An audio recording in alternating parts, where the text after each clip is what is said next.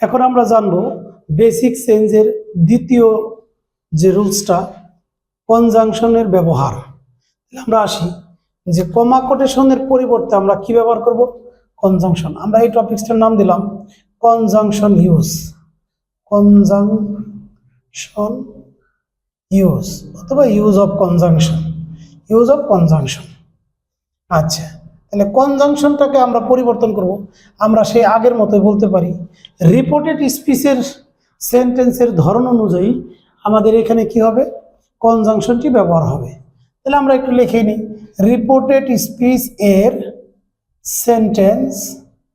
Sentence এর ধরন অনুযায়ী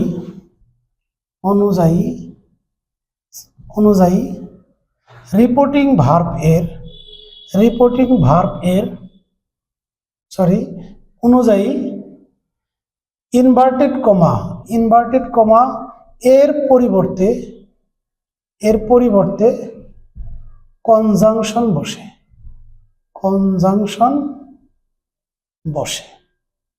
তাহলে এইখানে যে আমরা কনজাংশনটা ব্যবহার করব, এটা কোন সেন্টেন্সের ধরন অনুযায়ী ব্যবহার করব? আমরা জানি কনজাংশন হিসেবে আমরা কখনো দ্যাট ব্যবহার করি, কখনো ইফ ব্যবহার করি, কখনো টু ব্যবহার করি। তাহলে এটা আমরা কখন ব্যবহার করব? এই যে সেন্টেন্সের ধরন সেই অনুযায়ী আমরা কি করব? এখানে কনজাংশনটি ব্যবহার করব। তাহলে আমরা লিখতে পারি রিপোর্টেড স্পিচটি অ্যাসার্টিভ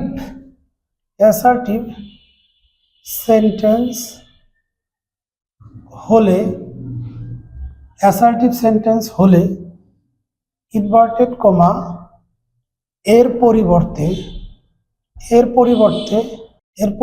আমরা কি ব্যবহার করব? দ্যাট ব্যবহার করব। তার মানে বাক্যটা রিপোর্টেড স্পিচে যদি অ্যাসার্টিভ সেন্টেন্স হয় তখন আমরা এখানে কি ব্যবহার করব? দ্যাট ব্যবহার করব। যদি আসি রিপোর্টেড স্পিচটি ইন্টারোগেটিভ সেন্টেন্স হলে ইন্টারোগেটিভ সেন্টেন্স হলে ইনভার্টেড কমা এর পরিবর্তে ইফ বসে। আমরা যদি দেখি রিপোর্টেড স্পিচটি ইম্পারেটিভ সেন্টেন্স হলে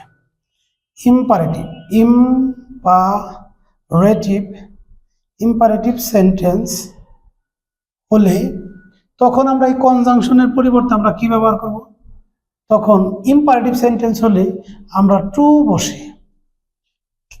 কিন্তু ইম্পারেটিভ সেন্টেন্সটা লেট দ্বারা শুরু হলে দ্যাট ব্যবহার করা যায়।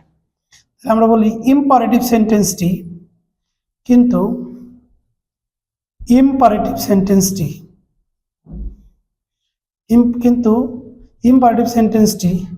লেট দ্বারা শুরু হলে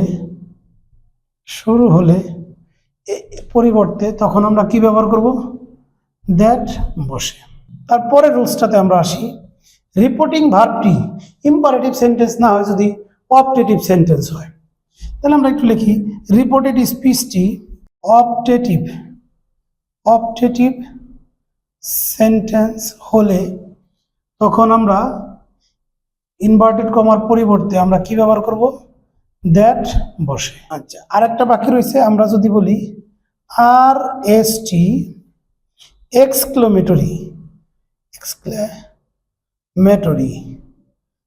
এক্সক্লেমেটরি সেন্টেন্স হলে এই ইনভার্টেড কমা এর পরিবর্তে আমরা কি ব্যবহার করব? দ্যাট। তার মানে আমরা এখানে সহজভাবে বলতে পারি, একটু মনে রাখার জন্য, যে সব ক্ষেত্রে দ্যাট বসে ইম্পারেটিভ ইন্টারোগেটিভ বাদে। একটু ট্রিক্স হিসেবে আমরা মনে রাখতে পারি যে সকল ক্ষেত্রে দ্যাট বসে ইম্পারেটিভ ও ইন্টারোগেটিভ বাদে। তো আমরা এখন দেখলাম হচ্ছে কনজাংশনের ইউজ। আমরা পরবর্তী বেসিক সেন্সের তৃতীয় পার্ট নিয়ে আলোচনা করব, পার্সন সেন্স। ততক্ষণ পর্যন্ত আমাদের সাথেই থাকবেন।